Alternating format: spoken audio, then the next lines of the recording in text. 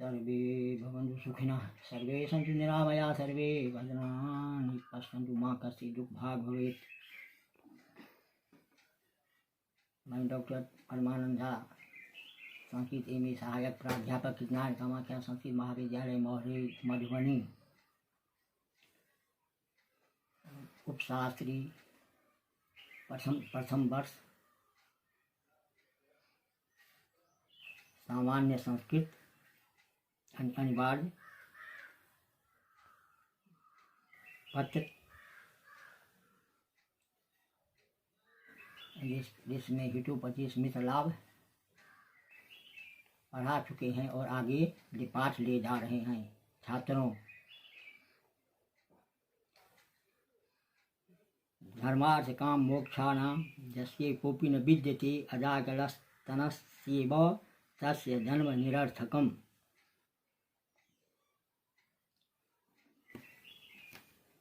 यस्य धर्मार्थ काम मोक्षाणाम एकोपि न विद्यते अजागलस्तनस्य इव तस्य जन्म निरर्थकम्। कहता है कि जिस पुरुष का धर्म अर्थ काम और मोक्ष इन चारों पुरुषार्थों के मध्य में नहीं है, वह मनुष्य नहीं, वह अजागलस्तनस्येव तस्य जन्म निरर्थकम्। अजा मतलब वो बकरी के मांस के लोच के समान उसका जन्म निष्फले ही रहता है।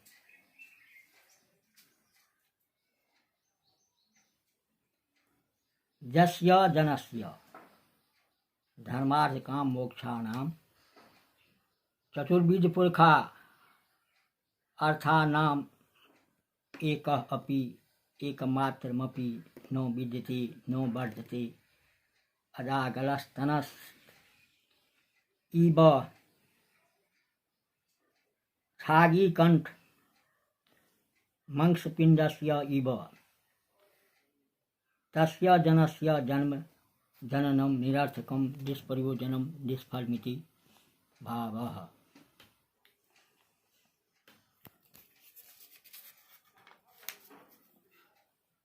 अगला श्लोक। आयु कर्म च वित्तं च विद्या निधनमेव च पंचैतान्यपि सिद्ध्यन्ते गर्भस्थस्यैव देहिनः। गर्भस्थस्य एव देहिनो आयु कर्म वित्तं विद्या निधनम एवं च एतानि पंच इति सृज्यन्ते। कहता है गर्भ में रहते हुए भी मनुष्य के आयु कर्म धन विद्या और मरण ये 5 ही ब्रह्मा जी से निश्चित किए जाते हैं।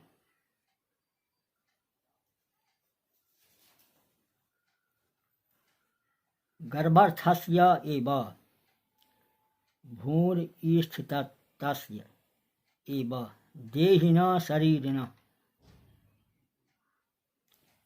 नरस्येत्यर्थः। आयु जीवन काल कर्म क्रिया स्वीकृत दुष्कृताचार रण मित्यर्थः। वित्तं धनं विद्या शास्त्रम विद्याध्ययन मित्यर्थः। निधनम एव च मरणम अपि च एतानि पूर्व निर्दिष्टानि पंच अपि पंचसंख्यकानि अपि सृज्यन्ते ब्रह्मणेति शेखः।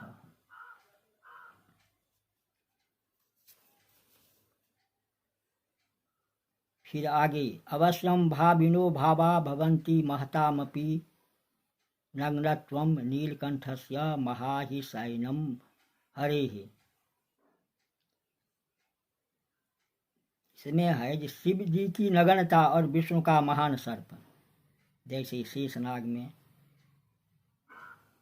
शयन करना, इस प्रकार ऐश्वर्य संपन्न प्रभुओं को भी अवश्य ही होने वाले सुख दुख के भोग उत्पन्न होते हैं।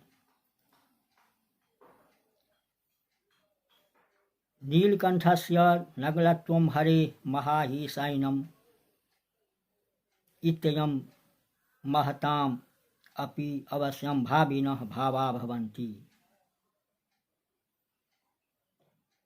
नीलकंठस्य शिवस्य नग्नत्वं दिगंबरत्वं निर्भस्त्वं मित्यर्थः। हरेः विष्णु महाहिसाइनम्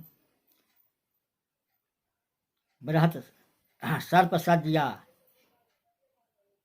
शेषनागम् इत्यर्थः।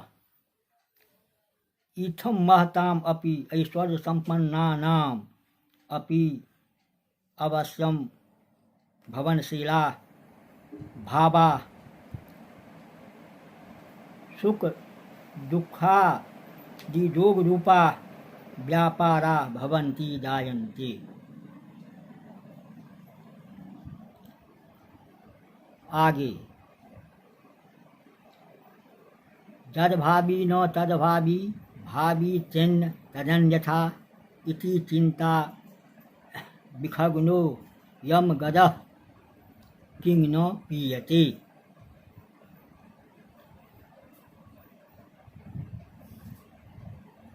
जो न होने वाला है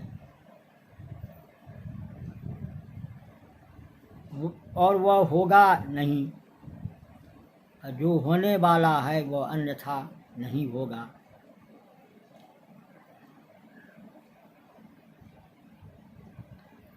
अर्थात इस प्रकार चिंता रूप विष को नष्ट करने वाला औषध क्यों नहीं पिया जाता है, क्यों नहीं किया जाता है। जद अभावी तद भावी न जद भावी चेत तद अन्यथा न इति चिंता विखग्न अयम अगदः किंग न पीयते। व्याख्या जद किमपि शुभम अशुभम वा अभावी असंभवी तद शुभम अशुभम वा भावी संभवी नो भवति। जद भावी चेत संभवी यदि तद अन्यथा न प्रकारांतरेण न अभावी असंभवी नेति भावः। इति इत्थं चिंता विघ्न चिंत गरल नाशक अयम सन्निकृष्टस्थः अगदः ओगदम किमर्थम नो पीयते नो पान कर्मी क्रियते चिंता रूप विषनाशको विचारः किमर्थम नो विधीयते इति भावः।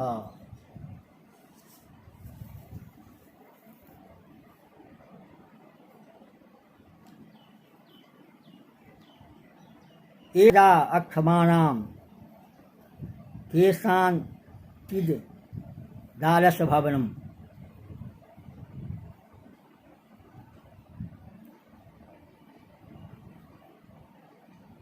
किन्हीं कार्य में असमर्थ जनों का वचन है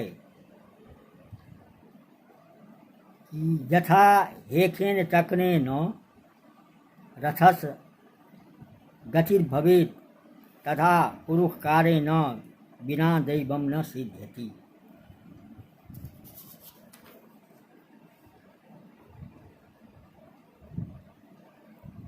कहता है कि जैसे एक पहिए की रथ गाड़ी जो है उसका गति नहीं होती है, इसी तरह पुरुषार्थ के बिना भाग्य सफल नहीं होता है। यथा ही एकेन चक्रेण रथस्य गति न भवेत् एवं पुरुषकारेण बिना दैवं न सिद्ध्यति।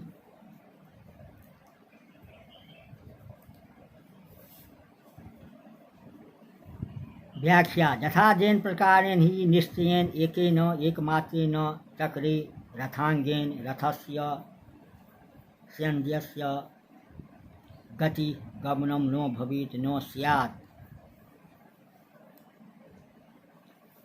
एवं इत्थं पुरुषकारेण बिना पुरुषार्थं बिना दैवं भाग्यं न सिद्ध्यति न सफलो नो भवति। आगे श्लोक पूर्वजन्म कृतं कर्म तद दैवमिति कथ्यते तस्मात् पुरुषकारेण यत्नं कुर्यात् तदिन्द्रतः।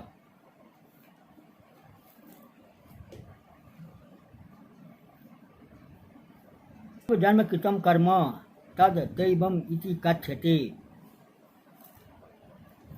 तस्मात् जनः अतन्द्रितः सन पुरुषकारेण यत्नं कुर्यात्। कहता है कि जो पूर्व जन्म में किया गया कर्म है उसे ही भाग्य कहते हैं। कारण से मनुष्य आलस रहित होता हुआ पुरुषार्थ से यत्न करते हैं।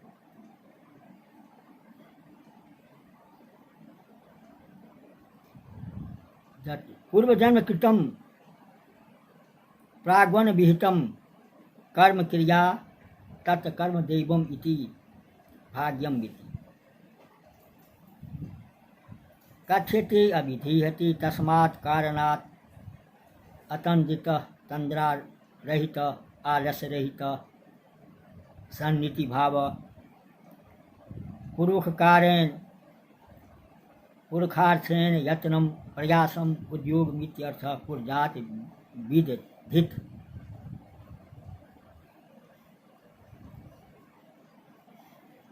आगे श्लोक देवमपि संचिन्त्य त्यजे दुर्योग बात्मनः अनुद्योगेन तैलानि तिलेभ्यो नाप्तुमर्हति।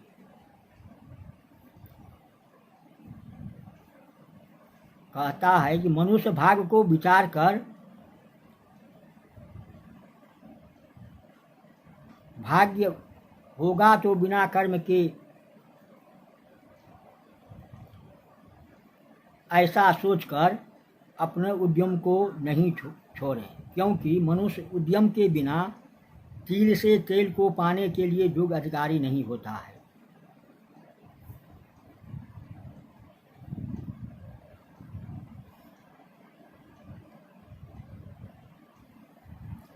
दैवं संचिन्त्य अभि आत्मन उद्योगम न संचिद्येत अनुद्योगेन तिलेभ्यः तैलानि आप्तुं न मर्हति। दैवं भाग्यं संचित्य अपि विचार्य अपि भाग्यं भवेत् चेद फलं लभेत् इति विचारतामिति भावः। आत्मनः स्वस्य उद्यमं न त्यजेत न मुञ्चेत तथा ही अनुद्योगेन उद्योगाभावेन तिलेभ्यः धान्य विषेखेभ्यः तैलानि तिल विकारान् स्नेह विषेखान् आयु प्राप्तं न अर्हति न योग्यो भवति जन इति शेखा।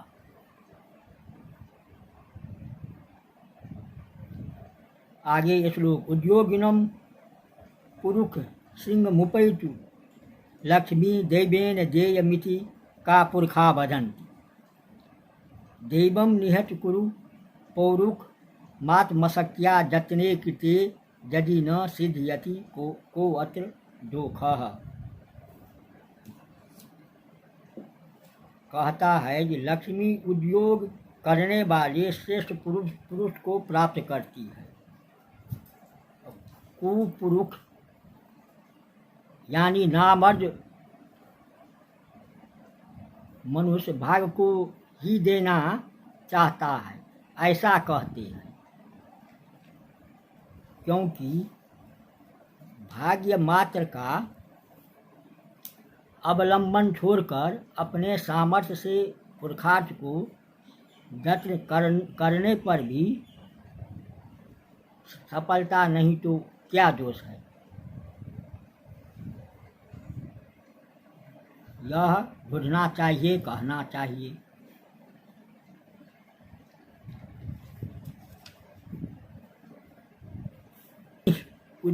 उद्योगिनम पुरुष सिंहम उपैति का पुरखा दैवेन देयम इति वदन्ति दैव निहत आत्म शक्त्या पौरुखम कुरु जतने कृते न सिद्ध्यति यदि अत्र को दोषः। व्याख्या। लक्ष्मी संपत्ति उद्योगिनम उद्योगशीला पुरुष सिंहम श्रेष्ठ पुरुषम उपैति प्राप्नोति का पुरखा कुपुरखा उद्योगहीना जना इत्यर्थः। दैवेन भाग्येन देयं दातव्यम इति एवं वदन्ति ब्रुवन्ति दैवं भाग्यम निहत्य परित्यज। भाग्य मात्र अवलंबनम त्यक्त्येति भावः। आत्मशक्त्या स्वसामर्थ्येन पौरुखम पुरुषार्थम उद्योग वित्यर्थः। कुरु विदेहि जतने प्रयत्ने पुरुषार्थ इति भावः। कृते विहिते न सिद्ध्यति यदि सिद्धिं न भवति चेत् अत्र अस्मिन् यत्न इति भावः को दोषः किं दोषणं का त्रुटि यत्यनु साध्येमिति भावः।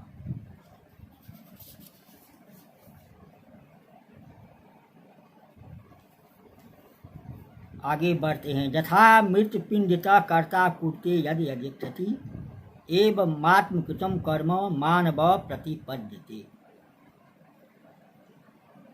कहता है कि मनुष्य जो कुछ कर्म करता है इस संसार में उससे ईश्वर से छिपा हुआ नहीं रहता है। उसका कर्म स्वतः करने से ही फल प्राप्त हो जाता है।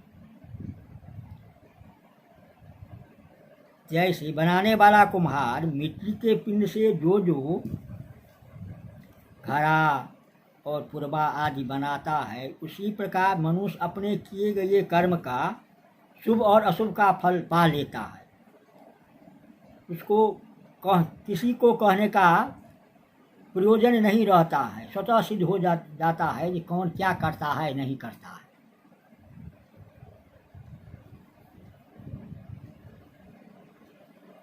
तथा कर्ता मृत पिंडतः यद यद इच्छति तत् तद कुरुते एवं मानव आत्मकृतं कर्मों प्रतिपद्यते।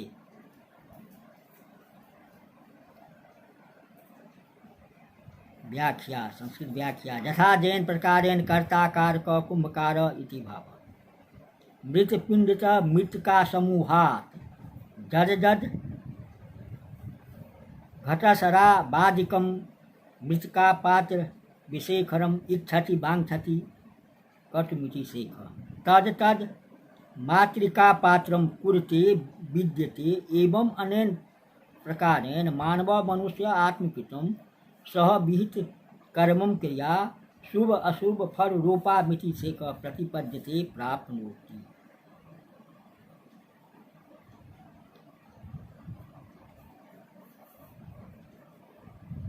आगे काकतलीय जगत प्राप्त्यम दृष्ट्वापि निधिमग्रत न स्वयं दैवमादत्ते पुरुषार्थम मपेक्षते।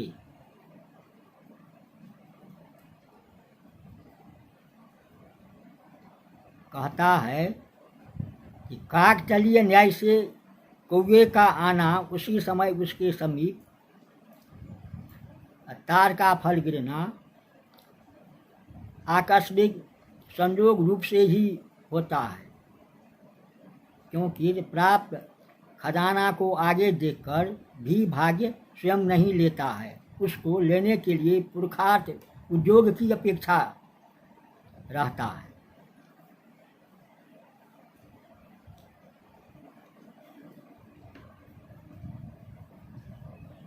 कागतली यबत प्राप्तम निधिम अग्रतो दृष्ट्वा अपि दैवं स्वयं न आदत्ते पुरुषार्थम अपेक्षते।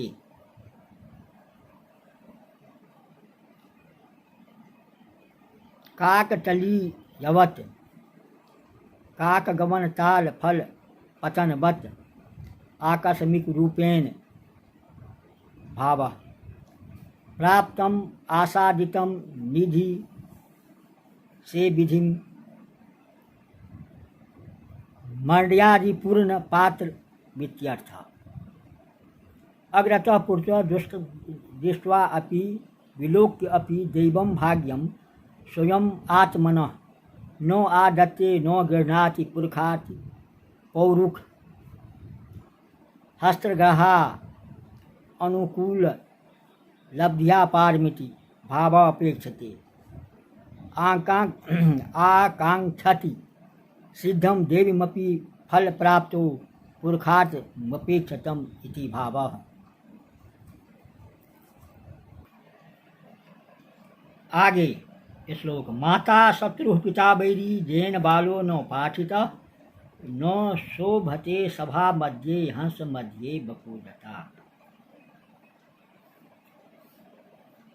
कहता है जो माता पिता अपने बालकों को नहीं पढ़ाता है वह शत्रु के समान बनता है।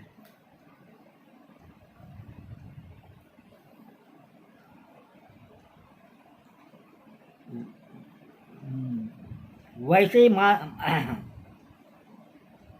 माता शत्रु के समान बन जाता है। पिता विरोधी के तुल्य है जिससे कि उनका बालक हंस के मध्य में कैसे हो तो बगुले के समान सभा में सुशोभित नहीं होता है।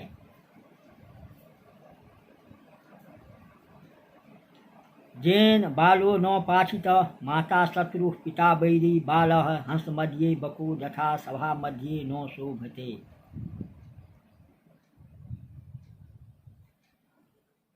व्याख्या। जेन मातृजनेन पित्रा च बालः मानवक न पठित न अध्यापित तादृशी माता जननी शत्रु रिपु सदृशी तादृश पिता च जनकश्च वैरी विरोधी सदृश यतस्तयो बालः मानवक हंस मध्ये मरार मध्ये बको यथा बकवत सभा मध्ये परिखन मध्ये न शोभते शोभां न प्राप्नोति न आद्रियत इति भावः। आगे। रूप यौवन संपन्ना विशाल कुल संभवा विद्याहीना न शोभन्ते निर्गंधा इव किं सुका। कहता है न रूप से न यौवन से न संपूर्ण संपन्न से न विशाल कुल से प्रसादित नहीं होता है।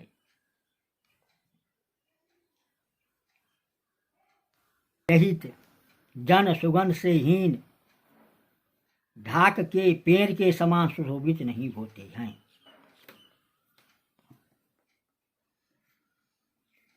रूप यौवन संपन्ना विशाल कुल संभवा अपि विद्याहीना संत निर्गंधा किंसुका इव न शोभते।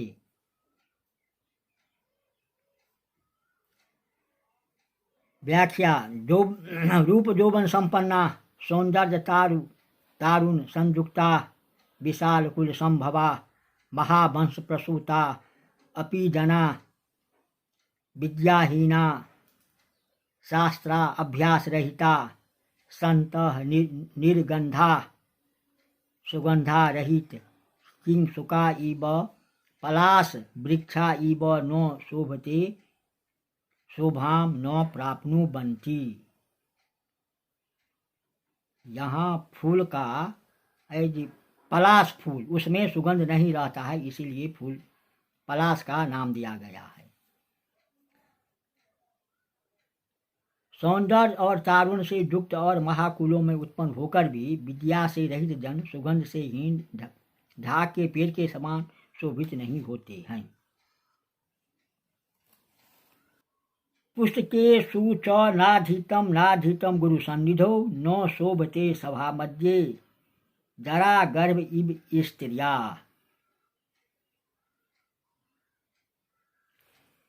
जिस पुरुष ने पुस्तकों में अध्ययन नहीं किया और न ही गुरु के समीप अध्ययन किया, न स्वयं अध्ययन किया, वह पुरुष स्त्री के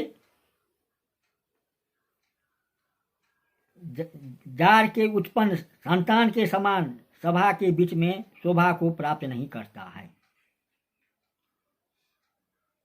जैन पुस्तकेषु नो अधीतम गुरु सन्निधौ च न अधीतम सह स्त्रिया जरा गर्भ इव सभा मध्ये न शोभते। व्याख्या जैन पुरखेन पुस्तकेषु श्रास ग्रंथेषु नो अधीतम नो पठितम एवं च गुरु सन्निधौ च शिक्षक सभिदे च न अधीतम न पठितम सह पुरख स्त्रिया नारजा जरा गर्भ इव जरोत्पन्न इव व्यभिचार जात संतान इवेति भाव सभा मध्ये परिसन मध्ये नो शोभते शोभाम नो प्राप्नोति।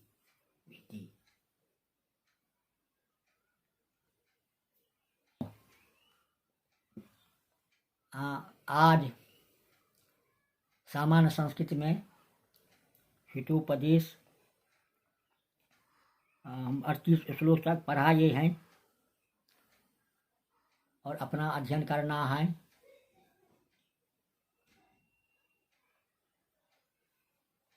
लॉकडाउन के तहत अपना घर में ही रहें, सोशल डिस्टेंस सामाजिक दूरी बनाए रहें और समाज को भी सलाह दें।